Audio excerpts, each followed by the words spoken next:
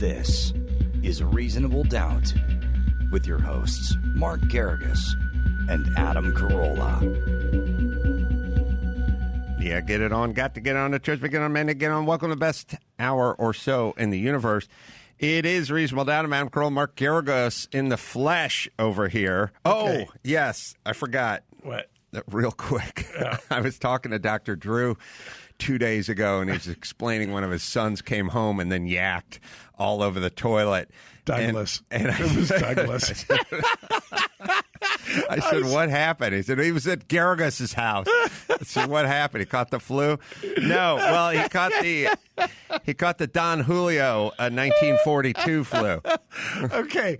I didn't know where to begin today. I drive in and I see your Aston is working.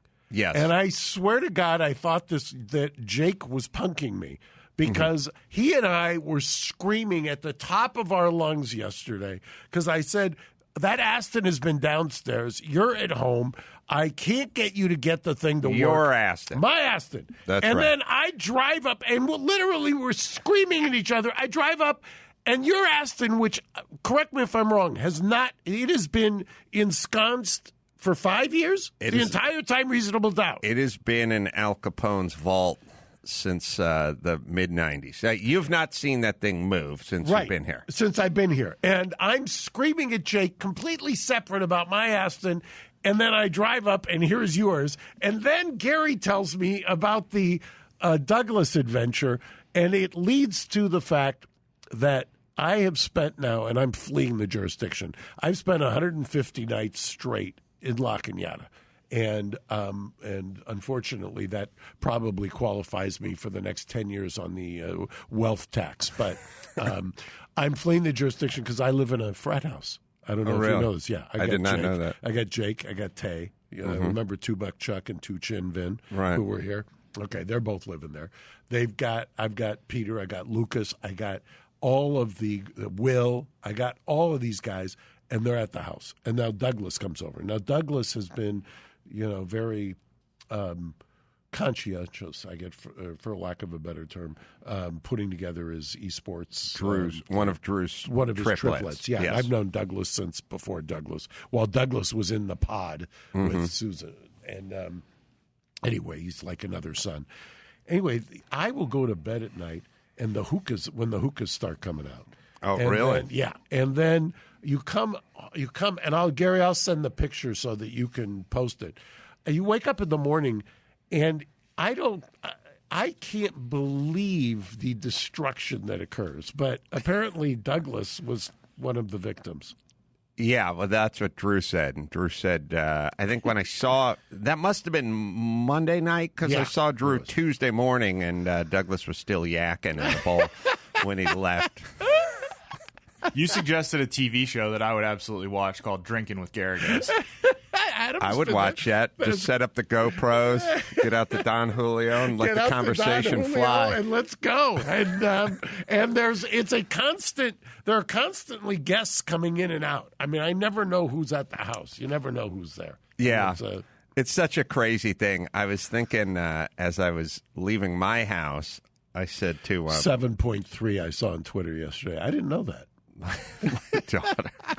I love how people slam you for buying a house. What, did you inherit that money or did you earn the money? I don't know. I mean, that's one of my Twitter tweaks is this somebody who's going to slam at him? Oh, you say that while living in your $7 million house. Yeah, so what? I don't know. And for those who don't know, your response was 7.3. Yeah. But my point is, well, let's be accurate. And I don't like down rounders. Yeah. Here's the thing. Something happened in this country, and I think you and I have experienced it or reacted to it about the same way, but many others haven't. And it's a phenomenon I never discussed with you, but I've discussed with Drew many times. At some point, people started conflating the trust fund babies and daddy's money babies with the people who just fucking made it on their own. Yeah. And my right. thing is like, I'm not signing off on that. I don't agree with that at all. In fact, I was the guy, by the way, for anybody who listens to the show knows I've said it before, I believe in a 100% regressive inheritance tax. I'm so anti the trust fund. I know we diverge on that, but go make fun of Frank Sinatra Jr., but not Adam Carolla. I don't understand. Nothing makes me happier. One of the happiest moments I can get is when I found out, I won't say the street you're on, but Paulette, she was wandering the neighborhood, was regaling me. And I know the guy who used to own your house, I think 2 owners ago. Luke was the owner of that house. It was a client, and his ex-wife is a friend of Paulette's. But that's a prime area there. And that house is a spectacular house. And when I heard you bought it, do I want to go throw rocks or do I want to celebrate? I mean, why isn't that a good thing that your friend has done well because he works hard? Isn't it? Well, I don't understand the other. What is the mindset that gets you to to be a hater about that? Well, first off, my alternatives could have been working on a construction site my whole life, in which case I would have paid in taxes an average of $7,500 a year versus millions of what I paid. So first off, I've contributed to the pot. You want more of me out there versus you want contributors, number one. Okay. And by the way, can I confirm that? Because the 2 taxes that are making their way through the Assembly and the Senate right now confirm totally that they do want more of you or me in this state because that's how they're going to balance the budget. It's called the Aston Martin tax. Yeah, exactly. Anyone who has an Aston Martin but doesn't drive it has enough disposable income that they need to pay their fair share. Exactly. And by the way, I not only didn't get an inheritance, I found out years later that my grandmother had left me $1,000 and my father swiped it. And, how's that for a deputy DA? The guy swiped my $1,000 from Grandma Baritza. Well, so the overarching issue is a societal issue, and it's been going on for a while. So my feeling is first off, whatever anybody has is none of your fucking business. That's their business, number one. Number two, just because you have money, just because you're well off, doesn't mean you're happy, doesn't mean your kids love you, doesn't mean anything. It doesn't mean you look good in your underpants. You have all the same problems everyone has, plus an Aston Martin that should be on a trickle charger, but your lazy fucking drunken son won't have the decency to go down there with some quick start and get that thing to catch. Exactly. Jesus, I swear to God you heard this whole argument yesterday. I know it. And then taunted me by parking yours out in the parking lot. So... it's funny. I did a race, the Long Beach Grand Prix, 5 years ago with a guy named Carter Lay. He was the heir to the Lay's potato chips. I just told this story to my son. He was the heir to the Lay's potato chips throne. He was, I think, in his 40s, early 40s, mid 40s at the time. He's the heir. His grandfather invented Lay's potato chips, and now he never has to work a day of his life. And I remember looking at that guy going, God damn, that guy, blah, blah, blah. 2 years later, he was dead. Just had a disease, had cancer and died. Okay, so is he lucky? Is he unlucky? I don't know. Is everyone, he made it to 44.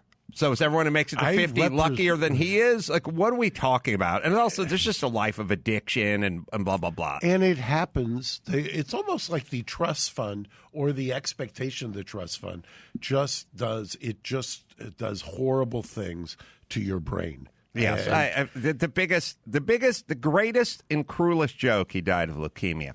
The cruelest joke you can ever play on someone is just give them whatever they want, whenever they want it, in unlimited fashion, and watch that person start. When a dog chews on itself? Yeah. Watch that person start chewing on themselves. But anyway, regardless, my feeling was always... it's none of your business what anybody has. That shouldn't affect you. You're supposed to go out and get work, not figure out what people around you have. But number two, if you're going to somehow take your crosshairs and get them from trust fund baby to guy who grew up on a construction site digging ditches and now has an Aston Martin and decide that you're going to lump him in with those people, fuck you. You're insane. And also, it's all the people who work hard who don't own it. it's all the guys, flip-flops and cargo shorts. Hey, don't look at me. I'm one of you. Except for I'm on Geffen's yacht later on today. But I'll do this thing where I will go undercover. I'll dress as a peasant to walk amongst the people. I used to say on Loveline a million years ago, and anyone who listened to Loveline in the 90s, the mid and late 90s, know that my saying was, I would go, I'm a millionaire, literally a millionaire. I would say it over and over again. And Kevin Weather, the program director, and Drew and everything, don't. If you said you flew first class, they'd go, no, not first class. I'd go, look, you go do Letterman, they fly you first class. That's what they do. And they'd go, yeah, I know, but the listeners are from Orange County, and they're 15, and they're snowboarders. And I'm like, I'm not one of them. I'm not here to pretend I'm one of them. By the way, there appears to be in America, there is a desire, and it isn't just our generation. I mean, I see it. Mind you, I said I live in a frat house, and I deal with people from across the socioeconomic spectrum. I don't know a whole lot of people who don't aspire. It's one of the reasons why are rappers popular in their rap songs? Why do people want to become NBA stars or sports stars? Yes, the accomplishment, but a lot of times it's the accoutrements that they get. I mean, that is part of what it is here in America, and part of why other people want to come to America. Isn't it? Yeah, it's a bizarre relationship. It's like we're preachers that are preaching fire and brimstone about a man laying down with another man, and then we're going to a fucking bus station bathroom and getting a handy. Like, well, which is it? And my thing is, like, you have too much energy with it. Just everyone. The deal is some people, and then they start parsing it out. Like, oh, you don't think that roofer works harder than you? And I'm like, yeah, I used to be a roofer. I know what it's like to be on the fucking roof of a building. It's harder. It's not smarter. It's harder. It's definitely harder. Yes. This notion of like calories in and calories out as it pertains to work. Listen, I dug ditches. Literally, that's what I did. I dug ditches. People do it like, you're going to end up a ditch digger. Like, it's not a job. It was. I was digging footings.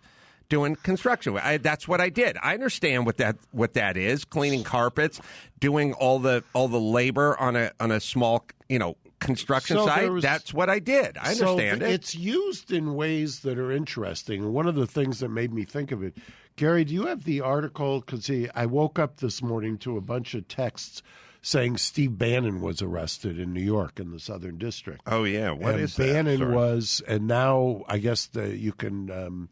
Probably chart every single one of Trump's campaign managers or guys who was on the management team has been arrested, with the exception of Jared. But he was arrested, and what made me think of when I drove up here, he was arrested with two other guys, Tim Shea and another guy who was an Iraq Andrew veteran. Battleotto. Yeah, and then who's the third? Andrew Battleotto, Tim Shea, and Brian Colfidge. Colfidge, correct. Colfidge is an Iraq veteran, a triple amputee.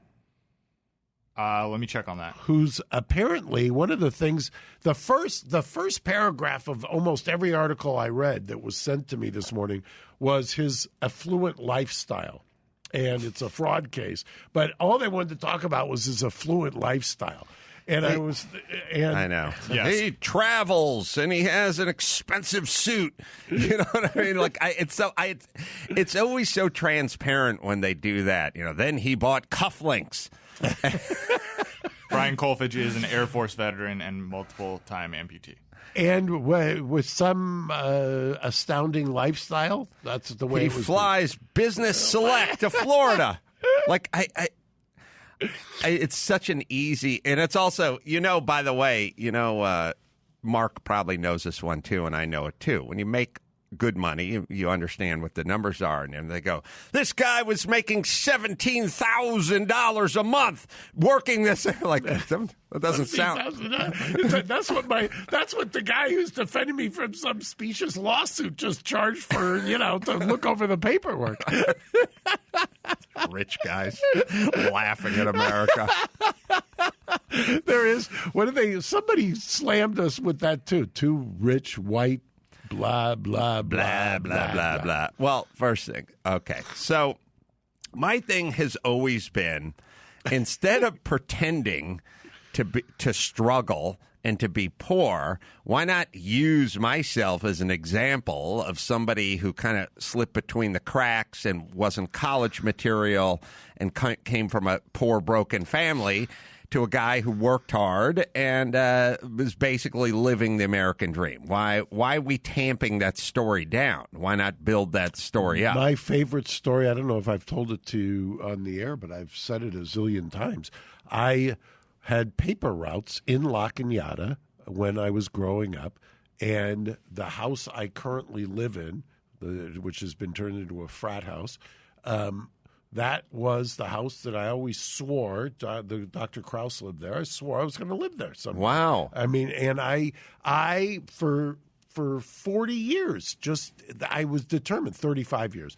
And we had bought another house in La Cañada. We hadn't closed on that one for more than 100 days, and this went on sale, and we bought it. And, wow. And that was kind of my dream. I wanted to always live in that house. I said, someday I'm going to make it, and I'm going to live in that place. And I did it. And what am I supposed to feel ashamed over that? Why would I feel ashamed?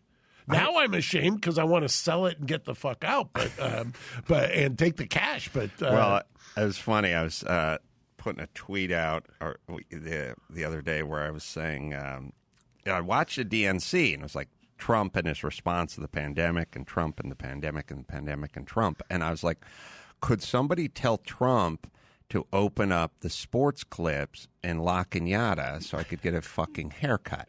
They're doing it in the parking lot now. Are they doing the parking lot now? Well, that's just science. I was there. They're out in the good. So it's 97 degrees outside. Gary might be able to find it. I have a client, and it's hilarious. On Monday, we did a little press conference. The client finally said, "This makes no sense. They're going out of business." I've never had more active group of clients in this beauty federation that I've represented, who are a collection of barbers and salons and nail places. All of these people are the quintessential small business. Yes. I mean, they're usually, if you're a sports clips, I don't know about La Cañada. That's a franchise. It's a franchise, exactly. And then but the salon, the nail salon, the beauty salon, the whatever, it's quintessential American small business. It's one woman running one shop with 4 employees and basically trying to run on that hamster wheel and keep everything going. And so they shut them down. Okay, I understand the shutdown initially. But then what's galling to them and to me vicariously, because they're a client, but I feel for them, is they're opening up places. And we had to sue to finally get them to open up and let them do it outdoors. And the problem was there was this apocryphal story, and I believe it was in Missouri, that there were 2, whatever you want to call them, salon workers who had corona and worked on 140 people. And I remember early on in the litigation, that was, oh, my God, there's 140. Well, guess what? They did the contact tracing. Not a single person was infected by the 2 people who were working on them for hours. Why would that be? Well, it's people who are trained and regulated and understand that they have to be masked up, that they have to sterilize, that they have to do all the things they have to do. And they're working in close contact. But as it turns out, you don't hear about that story anymore because nobody was infected, because they were doing it the right way. But somehow in Governor Newsom's brain and Mayor, tag-along Garcetti, by the way, you watch DNC, how infuriating is it to watch video of Mayor Garcetti walking around L.A. commiserating about small businesses who are out of business? I fucking threw up in my trash can. I was worse than Douglas was. I wanted to throw some at the TV. And I tweeted the other day, for me personally, why can't I keep these 2 thoughts in my head? I'm not a fan of Trump, haven't been ever. But at the same time, I can point out things that I think that I like, but I'm not a fan. But at the same time, I can say Newsom and Garcetti are destroying the city and the state. Why is that? Why are those mutually exclusive? Why can't I hold those 2 thoughts? I have no idea. It's essentially, here's what it's broken down to. You see a story on ESPN about a running back for the Chargers punching out his girlfriend in an elevator, and you go, that guy should be thrown out of the league. He should never put on cleats again, because the Chargers aren't your team. But Baltimore is. And so when your guy punches out his girlie in an elevator, you go, well, she may have been mouthy and he could have been drunk. Look, I don't condone this. I don't condone it, but, let's give him a 1-day suspension. Let's give him a 1-week suspension. Let's make that week the bye week, and then we'll bring him back. Come on now. And that's essentially what it's your team versus their team. They don't have enough intellectual honesty to realize that two things can be true. You can hate Trump and you can hate Garcetti. They're doing a fucking horrible job. It's my team. Right? That's your... And why do you have to ignore it? I mean, for somebody who says, because I deal with both federal criminal justice and I'm a business owner in the city and the state. And as recently as yesterday, they tell us, okay, for the restaurants, a perfect example, you got to go outside. So what do? I hire a guy, we build, I spend money, I have this carpenter build kind of what are planters so that we can have outdoor dining. What's the next thing that happens? The homeless use it as an encampment, okay? And I tell the guy, the one homeless guy, I said, dude, you've got Project Room Key. You got 4 hotels, 4 of the luxury hotels on Fig Avenue. Go home. You're right there. Not go back where you came from, because you didn't come from the L.A. Grand, but you live at the L.A. Grand rent-free. Plus, they'll deliver alcohol and cigarettes to you. Why are you sitting here on my table? I said, if you're hungry, I got a meal inside. I'll give you a meal to go. But why are you sitting here when I'm trying to just see those 10 people there? They're trying to stay employed. I don't need to do this. I have no desire to do this. It's just as easy for me to just shut it down and let everybody go on unemployment. But these guys have been with me for years, so I'm deciding to deficit spend and try and keep it open. And you're going to just plant down here because you can't walk 3 blocks to the free hotel room you get up at 3rd and Fig? Well, these guys, as far as the hotel rooms go, they like shitting al fresco. Okay? So it's a certain breed of cat that likes to shit out. They don't like being confined in a bathroom, feeling walls closing in. Well, then explain this. Because last night, I then get awakened because at 1:30 in the morning, one of the future senators that's homeless on the street is broken into 10E, and he's in the employee locker area, and we've got him on the video. I said, what guy breaks into the employee lockers? And they said, well, he's kind of loaded or something, and he's in the lobby area or whatever and rummaging around.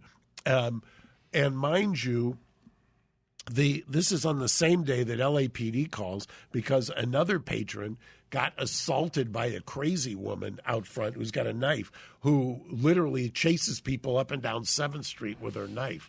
And so they finally wanted the videotape. And I said, well, I'm talking to the detective yesterday. Why do you want the videotape?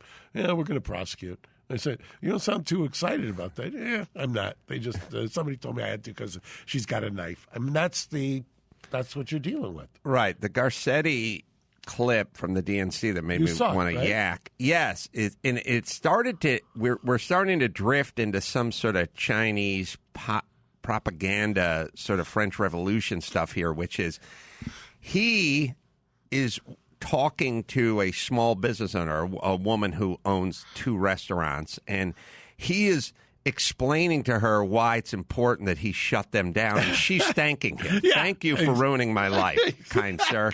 Now we're getting into bizarre propaganda here, where the actual subjects are going, thank you, may I have another? Right. Why didn't they, if they wanted to be true, they should have showed the DNC video clip of all the people protesting outside of his house. And by the way, I think I'm going to buy a van, and I'm going to start taking these guys. I'll give them free meals. down where I am, and I'm going to bus them and give them tents, and they can camp out in the mayor's yard. I put in my 5 years under the mayor's tutelage here, and so why doesn't the mayor now do his part and let them camp out there? You can bring them in, feed them, do whatever you want. It's fine with me. I'm doing my part. Do your part. You're smart, and Drew's smart, and I talk to you guys a lot in a kind of attempt to sort of calibrate my thinking. Like, what am I missing? And I've said to Drew a million times, but I'll ask the question of you. What is the end game? Like, what is going on? What do they want? You know what I mean? Is it why purely, is Garcetti doing this? Because and Newsom. Is it purely is it purely political? Is it just? Remember, I told you about my chaos theory. Yeah, I want to bring this up because I've told you about my chaos theory 10 times. When I watch the DNC, Michelle Obama and everyone just say it's chaos. They kept saying there's chaos. You want to end the chaos? Well, end the chaos. You vote in Joe Biden. So I told you chaos until the election, and then you want to end the chaos, then you get our guy. They're physically saying chaos now. So is it the chaos theory or what's going on? No, because before there was this critical mass surrounding Trump, which some of the listeners agree with, others don't. We've been bemoaning Garcetti. We were early money on Garcetti. And mind you, this is coming, I'm going to say it again, from a guy who gave him a fundraiser and has known him since before his days at Occidental College, and obviously knew his father when his father was DA. There's a fundamental ideological problem, and Newsom suffers from the same issue. They do not understand that you can't push the populace to a point that they have pushed them to. They don't understand that people, there's developers that I know who have spent a long time trying to create housing in downtown L.A. I've been in downtown L.A. for 40-some-odd years. I was born in downtown L.A. Who else can say that? The downtown L.A. finally, 10 years ago, started to turn. You could tell. First it was with people walking dogs. Then it was women with strollers. I'm telling you, you can mark the demise of downtown L.A. because all of the single and actually not single women that I know are fleeing. They're doing anything they can to get out. When that happens, that's the canary in the coal mine. Women do not feel safe there. You cannot have a vibrant community. So, and this is what drives me crazy. You're going to talk about the DNC is celebrating women. They were celebrating, rightfully so. I've got a daughter. I've got a wife. I got employees. And the best people who work with or are partners with me are women. But the problem is, you cannot do what you're doing. This is an untenable situation that is being created, and you then can't just say, we're going to tax our way out of it. It makes no sense. It doesn't work. No, I get it. And it's interesting that you say women not feeling safe. There's indicators in life, and the truth will be within those indicators, such as you can talk about crime statistics all you want. You can talk about defunding the police. You can talk about community police. You can talk about anything you want. When you see women walking around a neighborhood at night, pushing a stroller on the phone or whatever, that's a safe neighborhood. They will let you know. If it's not, if you don't see them or you see them leaving, then it's not. That's how the world works. It's a funny thing. It's so true. You don't need to look at numbers or statistics or anything. I had a funny conversation. Don Jr. was on my podcast the other day, and they were sort of arguing with Brian and kind of going back and forth about, well, who should fear who? If you're a Trump supporter, if you're a Biden supporter, whatever it is, who's causing the trouble? I said, look, simple equation. I have twins. They're 14 years old. One of them hates Trump. The other one loves Trump. The one who hates Trump, we don't have any conversations with. The one who loves Trump, we have conversations with. Like, keep your mouth shut. Don't go start popping off. in class. You don't want to get into trouble. You don't want this class to turn on you. Blah, blah. It's going to hurt your career. I just saw walking on Georgian the other day with Phil. Yeah, Sonny. Yeah. So the point is very, by the way, you've done a very good job with Sonny. Yeah, he's great. He's a teenage boy who will look you straight in the eye, say, hello, Mr. Garrigus, have a conversation. At that age my father used to call that my Neanderthal phase, but you know what I mean. He's mature kid, but the point is I had to coach him up, and his mom coaches him up all the time about keep your mouth shut about liking Trump. Natalia, no one says a word to her. She's down with the Black Lives Matter movement, right? So now you can. By the way, and this is another telltale sign when people say, "Well, why do you think the Trump strategy is not working?" I said, "Dude, I spent off and on my entire life in La Cañada. When there are Black Lives Matters protests and people honking in La Cañada, and now I can add when Natalia is a Black Lives supporter in La Cañada, that's the strategy is not working. Right. Republican Party, you missed the boat here. Trotting out the old suburban women thing is not going to work. It's funny. So I don't need to look at stats or numbers. I can see what's going on in my own home, and you can see women not walking around at night in downtown, and that's the only statistic you need. I have people who work for the firm who live 2 blocks away, and they will not walk the 2 blocks anymore. Part of the reason they were downtown is to be the proximity. They won't work the 2 blocks. Walk the 2 blocks. They can't take Uber because of Corona, so they will drive their car for 2 blocks. 2 blocks. I'm not even kidding you. Less than 100 yards. As of the time you listen to this, they can't take Uber anymore because it's shut down in California. Yeah? Yeah. Because the Uber and Lyft. Uber and Lyft. Yeah. Okay. Well, I don't know that they necessarily are going to regret that, because I think that if they're smart, they will see, their Uber Eats turned out to be one of their more profitable sectors. So I think there's a whole lot going on there besides the fact that the judge ruled that those have to be employees. Well, what I'm, my my macro question is always, what do you think is going to happen when you do these things? What shall the future be? And are you not experiencing it now? How come you don't see it? As I've said, speaking of downtown, I knew we jumped the shark several years ago when I spoke to the flamboyant gentleman who runs the Staples Center. And the Staples Center could be used as an example of the beginning of reviving downtown. Absolutely. You can chart it to what AEG did down there.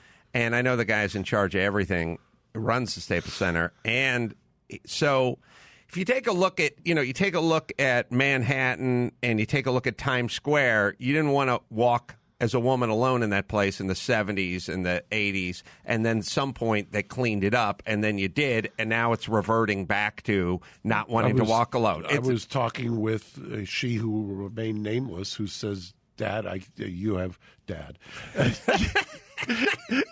You have no idea what has happened in New York. I've talked to people who are my age who say it's a complete return to the 80s. I said it's the 70s. I mean, what's happened in New York? So downtown Los Angeles was unusable in the 70s and the 80s as well, and then it became the Staples Center, and they rejuvenated it. They brought it back. Look, it can move in the right direction quickly, and it can move in the wrong direction probably even faster. Much faster. Because it takes a little while to put up a building, a high-rise, or build a Staples Center. But the guy who runs that place, I've told you this before. I said, last time I was at the Staples Center, I walked out, I tripped over a guy selling hot dogs. He was on your property. He was just on the Staples Center property. It wasn't in the street. I opened the door banged into the guy. He was selling hot dogs to everyone. It wasn't licensed. It wasn't you have restaurants in there that, He said, yeah, it's nothing we can do. He pulled out his phone, showed me a giant picture of a giant cockroach that had been cooking on one of those makeshift barbecues, many of them spread out all over the place. I said, what do you mean there's nothing you can do? You call the city, tell the cops, get these guys out of here. You're the Staples Center. It's your property. He said, I don't want to get into trouble. Yeah. I said, all right, well, now it's over. Guy's pain. Look at on 7th Street. We build this beautiful little enclosure so you can have street dining, al fresco. The hot dog guy just comes, plants his thing there. He's not licensed or anything else. Pretends he doesn't speak any English so he can communicate with me. So I bring over somebody who speaks Spanish. Then he doesn't speak Spanish. He has no language, apparently. He speaks nothing. And they come by. I call 311. I call the whatever. They come by. They put tickets on his windshield. He just leaves them there. He doesn't care. There's nothing they're going to do. The cops, however, are over there. And they came in within an hour of my clients on, where is Ted's place? It's called Starring, Gary. Yeah, it is. It's on La Brea. On La Brea. Ted says, I'm going to open up inside. There's no science which justifies closing it for the inside. We have people, they make appointments, it's one-on-one, blah, blah, blah. By the way, all of his competition is doing it bootleg. Right. I mean, it's every time I run into my friend Matt, I'm like, he's one of these guys who's fastidious with his haircuts. You know, he gets it every like 3 weeks or whatever. I go, where'd you get a haircut? Like, oh, the guy brings me. Yeah. I got a guy for you guys downtown. Yeah, everyone's got a guy now. The chick I talked to is doing Brazilian waxes in her goddamn house now. Like, she's bringing people. You've created an entire underground economy. I can't get, I'm trying to find the picture. I can't get the cops to come for virtually anything. However, within 1 hour of this guy saying that he was going to open up, the cops were there. Yeah. Within 1 hour. I mean, it's just phenomenal. But what is happening? What is the thought process? Like, I'm still not getting, other than we're going to run everything in the ground and we don't care, what is the answer?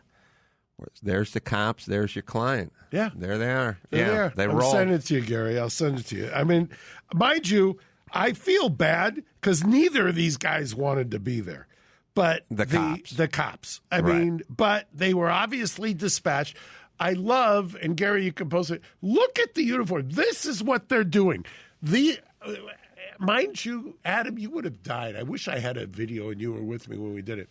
We have a podium out front. We do the announcement that the guy says, there's no science. This makes no sense, blah, blah, blah. As you're doing it, I'm looking across the street. There is an encampment all along across the street. Now, mind you, there's a guy peeing, there's a guy defecating, there's another, all across the street. Does anybody even go over there and say, man, maybe we'll get a porta potty? By the way, do you want to do a room key? I'll put you in a hotel up here. No. They do come out, will have no problem coming in to the tax-paying citizen, rent-paying citizen, a guy who's trying to do a business, who's put all of his life savings into it, and immediately write him a citation for a criminal offense.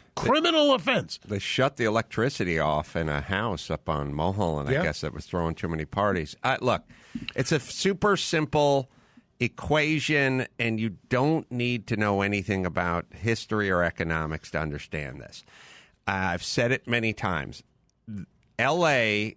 has always been a city that kind of divided the empty bags and the taxpayers into two different groups with two different sets of laws and enforcements of laws and so on and so forth, which is if you don't have a checking account, you can't cut them a check, you can't pay them, you don't pay taxes, then you essentially do whatever you want. If you do run a business, you have employees, and you have a checking account, and you can, pull permits and do this, that, and the other, they regulate the shit out of you.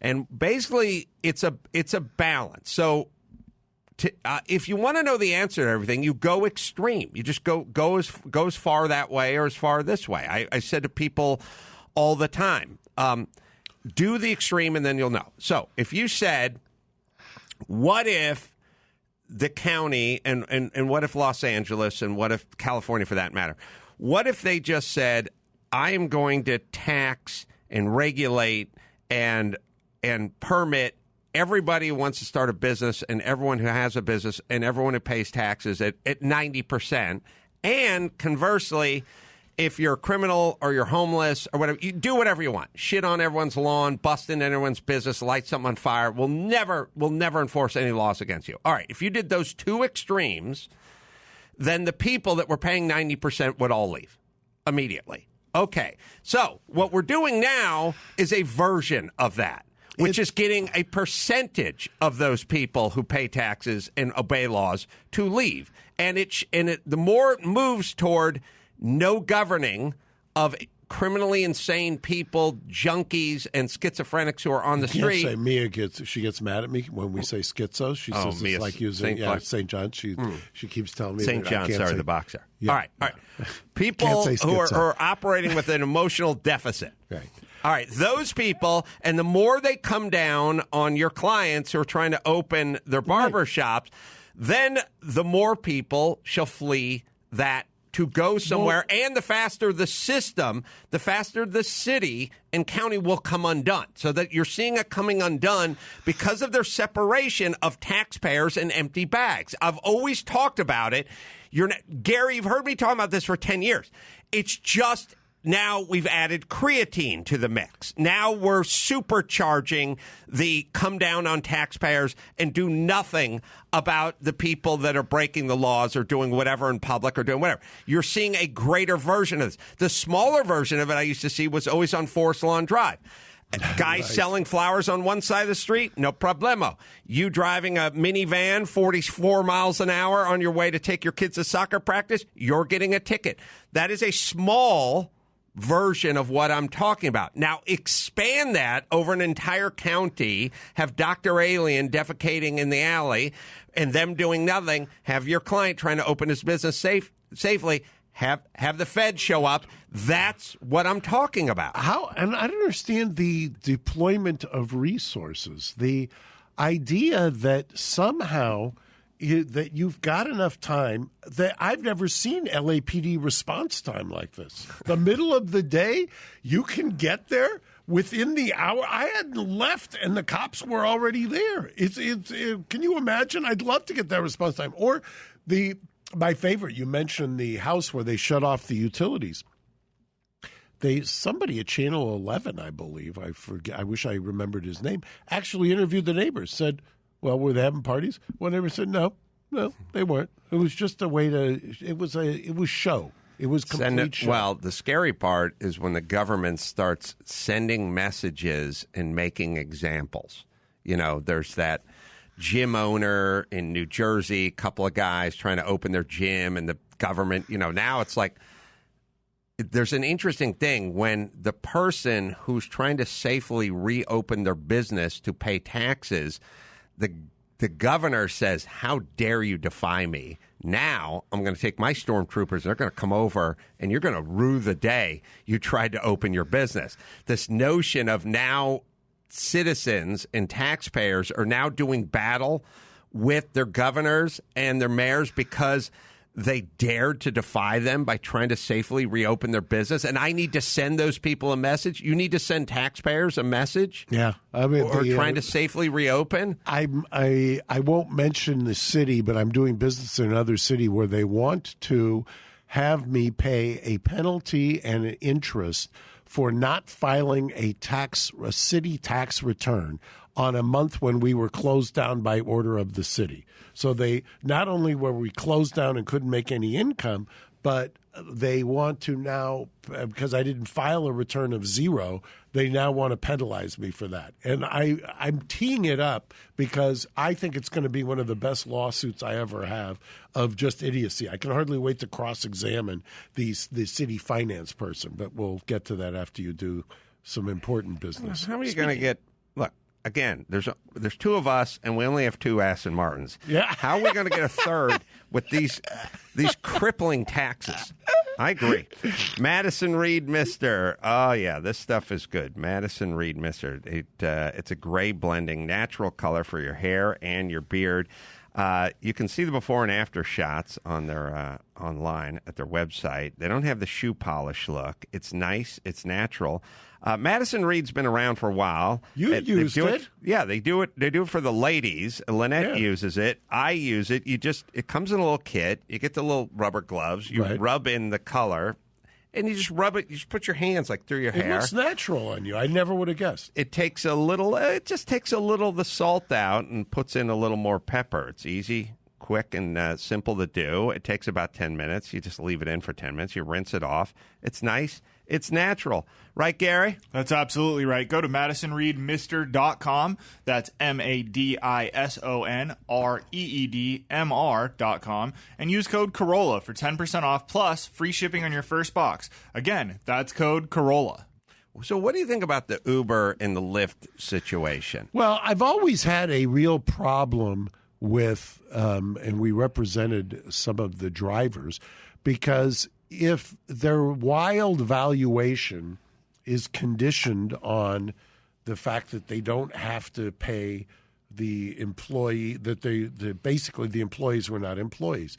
And I suppose be careful what you wish for, because now by classifying them as employees, they don't want to do business here, which is what they always said they were going to do when we were litigating this. What other cities and states have done this? I believe that they did it in England. Did they not? There were some international cases of this. But would be the only one in the United States? To the best of my knowledge. Yeah, I haven't gotten in the weeds recently, but part of the I always wonder, because California is obviously such a lucrative market for them. Did they see that in the post-corona era that it didn't make sense to stay here because it was easier to turn the switch off, leave, and then wait and see what happens with corona? Because I know, at least anecdotally, I've never joined either Uber or Lyft that I'm aware of.